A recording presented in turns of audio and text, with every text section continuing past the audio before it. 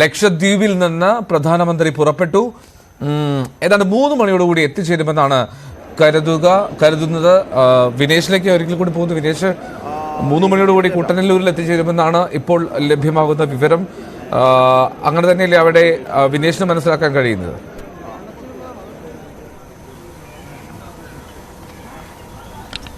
എല്ലോ തീർച്ചയായും അങ്ങനെ തന്നെയാണ് മനസ്സിലാക്കാൻ കഴിയുന്നത്. കാരണം പ്രധാനമന്ത്രി വൈകും, അതായത് 3 മണിയോടുകൂടി എത്തും. 2 മണിക്ക് എത്തേണ്ടതാണ്. സമയം ഇപ്പോൾ 2:30 ആവാൻ പോകുന്നു. പക്ഷേ ഇതുവരെയും അദ്ദേഹം എത്തിയിട്ടില്ല. അദ്ദേഹം വിമാനമാർഗം എത്തിയ ശേഷം അതിനുശേഷം ഹെലികോപ്റ്ററിലായിരിക്കും ഇങ്ങോട്ട് വരിക. ഹെലികോപ്റ്ററിൽ ഇവിടെ എത്തിയ ശേഷം ഇപ്പോൾ നമുക്ക് ഈ ദൃശ്യങ്ങളിൽ കാണുന്ന റോഡ് വഴി, ഇവിടെ ഇപ്പോൾ റോഡെല്ലാം വാഹനങ്ങളെല്ലാം തന്നെ നിയന്ത്രിച്ചിട്ടുണ്ട്. ആവശ്യത്തിനുള്ള വാഹനങ്ങൾ, അതായത് വളരെ അത്യാവശ്യമുള്ള വാഹനങ്ങൾ മാത്രമാണ് ഇപ്പോൾ കടത്തിവിടുന്നത്. പൂർണ്ണമായും പോലീസിൻ്റെ നിയന്ത്രണത്തിലായി കഴിഞ്ഞിരിക്കുന്നു.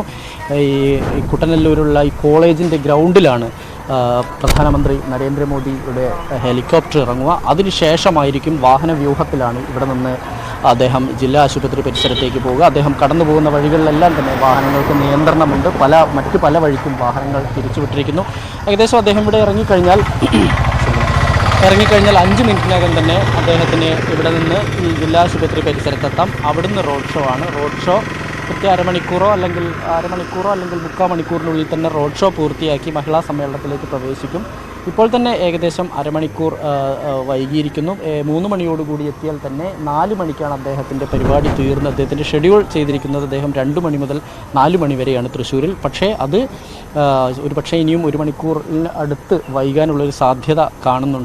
അതനുസരിച്ച് പരിപാടികൾ വൈകുമോ എന്നുള്ള കാര്യത്തിലൊന്നും ഇപ്പോഴും ഒരു വ്യക്തതയില്ല. അതിന് മുമ്പ് തന്നെ ഈ പറഞ്ഞ പോലെ തന്നെ പരിപാടികൾ വളരെ പെട്ടെന്ന് ഈ റോഡ് ഷോ പൂർത്തിയാക്കി സമ്മേളനത്തിലേക്ക് കടക്കുകയും സമ്മേളനത്തിൽ നിന്ന് പെട്ടെന്ന് തന്നെ അത് പൂർത്തിയാക്കി അദ്ദേഹം മടങ്ങുമോ എന്നുള്ള കാര്യത്തിലും ഇപ്പോഴും ഒരു സംഘാടകർക്ക് പോലും ഒരു കൃത്യമായതില്ല. പക്ഷേ ഷെഡ്യൂൾ ചെയ്തിരിക്കുന്ന പരിപാടി 2 മണി മുതൽ 4 മണി വരെയാണ്. ആ 4 മണിക്ക് അദ്ദേഹം മടങ്ങുക എന്നുള്ളതാണ്.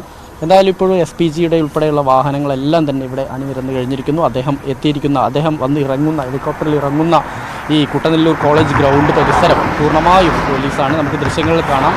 ഈ കടന്നു പോകുന്നതെല്ലാം തന്നെ SPGയുടെയും അതേപോലെ തന്നെ പോലീസിൻ്റെയും വാഹനങ്ങളാണ്. വലിയ പഴുതടച്ചുള്ള സുരക്ഷാ സംവിധാനങ്ങൾ തന്നെയാണ് ഇവിടെ ഏർപ്പെടുത്തിയിട്ടുള്ളത്. എന്തായാലും മുമ്പും നരേന്ദ്രമോദി തൃശ്ശൂരിൽ വന്നിരുന്നു. പക്ഷേ ഇത്തവണത്തെ തൃശ്ശൂരിൽ വരുന്നത് കുറച്ചുകൂടെ ആഘോഷമാക്കുക എന്നുള്ളതാണ്. കലാരൂപങ്ങളെല്ലാം തന്നെ ഉപയോഗിച്ചുകൊണ്ട്, അല്ലെങ്കിൽ അങ്ങനെ വലിയൊരു സ്വീകരണം തന്നെയാണ് അദ്ദേഹത്തിന് ഇവിടെ സംഘടിപ്പിച്ചിട്ടുള്ളത്. അങ്ങനെ സ്വീകരണം തന്നെയാണ് BJP നൽകുന്നത്. എന്തായാലും ഈ മഹിളാ സമ്മേളനത്തിൽ ഈ പ്രമുഖരും പ്രതിഭകളുമായ ആളുകളെല്ലാം തന്നെ പങ്കെടുക്കുന്നുണ്ട്. എന്തായാലും ഇത് വലിയൊരു വിജയം മാത്രമല്ല, ഇത് നേരത്തെ അനുമോദും ടോം എല്ലാം തന്നെ സൂചിപ്പിച്ച പോലെ തന്നെ സുരേഷ് ഗോപിയുടെ ഒരു തെരഞ്ഞെടുപ്പ് ക്യാമ്പയിൻ്റെ ഒരു ആദ്യഘട്ടം, അല്ലെങ്കിൽ അത് ഉറപ്പിക്കുക എന്നുള്ളൊരു ലക്ഷ്യത്തിന് വേണ്ടി തന്നെയാണ് അദ്ദേഹം വരുന്നത് എന്നുള്ള കാര്യത്തിൽ സംശയമില്ല. ഇതിന് കൃത്യമായ ഒരു പൊളിറ്റിക്കൽ എക്സർസൈസാണ് യഥാർത്ഥത്തിൽ BJP ആരംഭിച്ചു കഴിഞ്ഞിരിക്കുന്നു എന്ന് തന്നെ നമുക്ക് പറയേണ്ടിയിരിക്കുന്നു. കാരണം നവകേരള സദസ്സോടുകൂടി LDFും ആ രീതിയിലുള്ള ഒരു ക്യാമ്പയിൻ്റെ ഭാഗമായി തന്നെയാണ് അതുമായി മുന്നോട്ട് പോകുന്നത്. അതേ ഒരു നിലപാട് തന്നെ BJP കുറച്ചുകൂടെ ഇന്ന് തൃശ്ശൂരാണെങ്കിൽ, തൃശ്ശൂർ മാത്രമല്ല, തൃശ്ശൂർ കിട്ടാൻ സാധ്യതയുള്ള, സംസ്ഥാനത്തെ കിട്ടാൻ സാധ്യതയുള്ള ഒരു ലോക്സഭാ മണ്ഡലം എന്നുള്ളൊരു വിലയിരുത്തൽ തൃശ്ശൂരിൽ മാത്രമാണ് BJPക്കുള്ളത്. അതുകൊണ്ട് തന്നെ തൃശ്ശൂർ പിടിക്കുക എന്നുള്ളൊരു ലക്ഷ്യം, അതിന് എല്ലാവിധ സന്നാഹങ്ങളും ഇറക്കി ഇവിടെ കൃത്യമായ പ്രചാരണം നടത്തുക എന്നുള്ളൊരു ലക്ഷ്യമുണ്ട്. അതിനുവേണ്ടി വരും ദിവസങ്ങളിൽ ഇപ്പോൾ പ്രധാനമന്ത്രി വന്നു പോയതിനു ശേഷം കൂടുതൽ കേന്ദ്ര നേതാക്കൾ ഇവിടെ എത്തും, കൂടുതൽ പ്രചാരണ പരിപാടികൾ ആരംഭിക്കും. ഒപ്പം തന്നെ സുരേഷ് ഗോപി തന്നെയാണ് സ്ഥാനാർത്ഥി എന്നുള്ളത് ഒരു ഔദ്യോഗിക പ്രഖ്യാപനം മാത്രമാണ് ഇനി വരേണ്ടത്.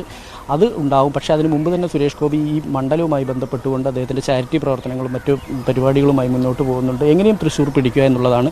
ഇതിന് ക്രൈസ്തവ സഭകളുടെ ഒരു പിന്തുണ അനിവാര്യമാണ്. ആ പിന്തുണ ഉറപ്പിക്കുക എന്നൊരു ലക്ഷ്യം കൂടി ഈ നരേന്ദ്രമോദിയുടെ ഈ വരവിന് പിന്നിലുണ്ട് എന്ന് വേണമെങ്കിൽ നമുക്ക് അനുമാനിക്കുമല്ല, ഏറെക്കുറെ അതൊരു വസ്തുത തന്നെയാണ്. അങ്ങനെ ഒരു തൃശ്ശൂരിൽ നിന്ന് ക്രൈസ്തവ സഭകളിലേക്ക് ഒരു പാലം കൂടി നിർമ്മിക്കുക എന്നുള്ളതാണ് ഈ തൃശ്ശൂരിലെ യാത്ര കൊണ്ട്, തൃശ്ശൂരിലെ ഈ പരിപാടികൾ കൊണ്ട് BJP ഉദ്ദേശിക്കുന്നത്. നിലവിൽ മണിപ്പൂർ സംഭവമൊക്കെയായി ബന്ധപ്പെട്ടുകൊണ്ട് ക്രൈസ്തവർക്കിടയിലുള്ള ആശങ്കയും ഒപ്പം തന്നെ ഈ ആശയക്കുഴപ്പവും ഇതെല്ലാം തന്നെ പൂർണ്ണമായി പരിഹരിച്ചുകൊണ്ട് മുന്നോട്ട് പോവുക.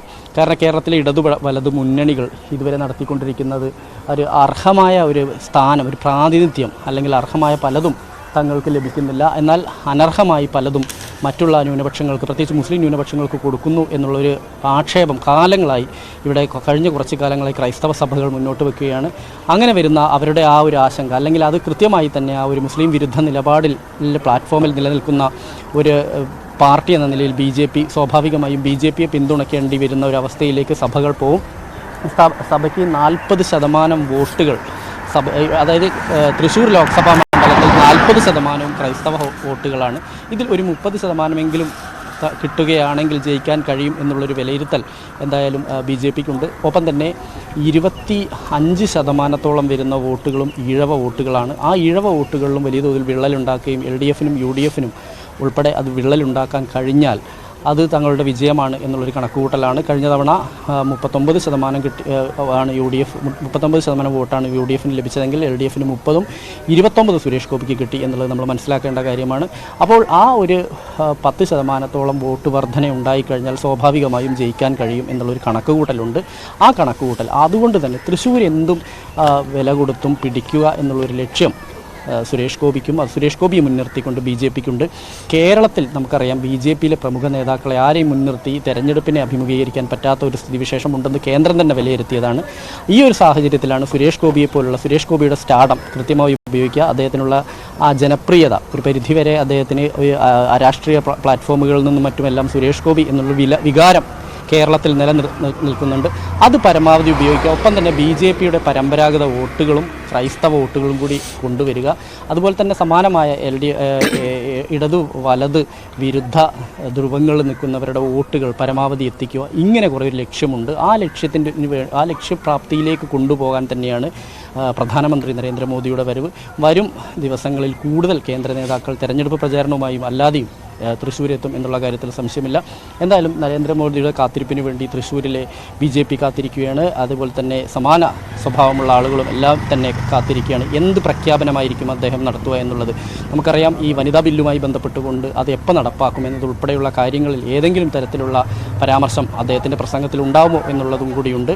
അപ്പോൾ അതുകൊണ്ട് തന്നെ ഈ വനിതകൾക്കിടയിൽ പ്രത്യേകിച്ച് നമുക്കറിയാം ഈ സുരേഷ് ഗോപി എന്നുള്ളൊരു വികാരം കൂടുതൽ സ്ത്രീകളിലേക്ക് എത്തിക്കുക എന്നുള്ളൊരു ലക്ഷ്യം കൂടി ഇതിന് പിന്നിലുണ്ട്.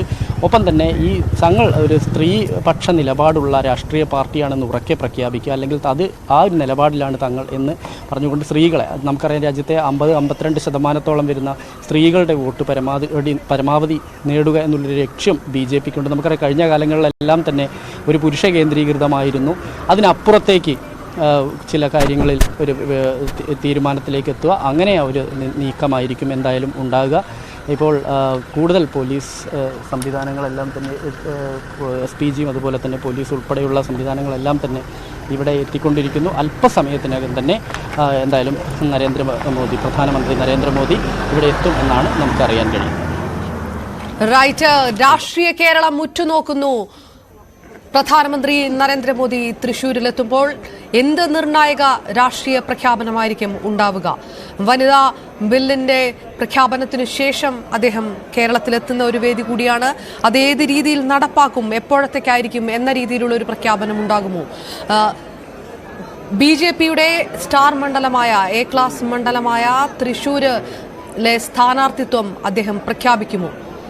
വനിതാ ശക്തി തനിക്കൊപ്പമുണ്ട് എന്നുള്ള പ്രഖ്യാപനം കൂടി ഈ സമ്മേളനത്തിൽ നരേന്ദ്രമോദി നടത്തുമ്പോൾ അതേത് രീതിയിലുള്ള വനിതാ വോട്ട് പിന്തുണ BJPക്ക് ഉറപ്പാക്കാനാകുമെന്നുള്ളൊരു പ്രതീക്ഷ BJP സംസ്ഥാന നേതൃത്വത്തിന് നൽകുന്നുണ്ട്. അങ്ങനെയുള്ള ഒരുപാട് ചോദ്യങ്ങൾ, രാഷ്ട്രീയ കേരളം ഉറ്റുനോക്കുന്ന ചോദ്യങ്ങൾക്ക് ഉത്തരം നൽകുക കൂടിയായിരിക്കും തൃശ്ശൂരിലെ ഈ മഹിളാ സമ്മേളനം. നരേന്ദ്രമോദിയുടെ പ്രാതിനിധ്യം 2 ലക്ഷം പേർ പങ്കെടുക്കുമെന്ന് പറയുന്ന പരിപാടിയാണ്. 4 ലക്ഷത്തിലേറെ പേരുടെ പിന്തുണ പ്രതീക്ഷിക്കുന്നുണ്ട് പാർട്ടി.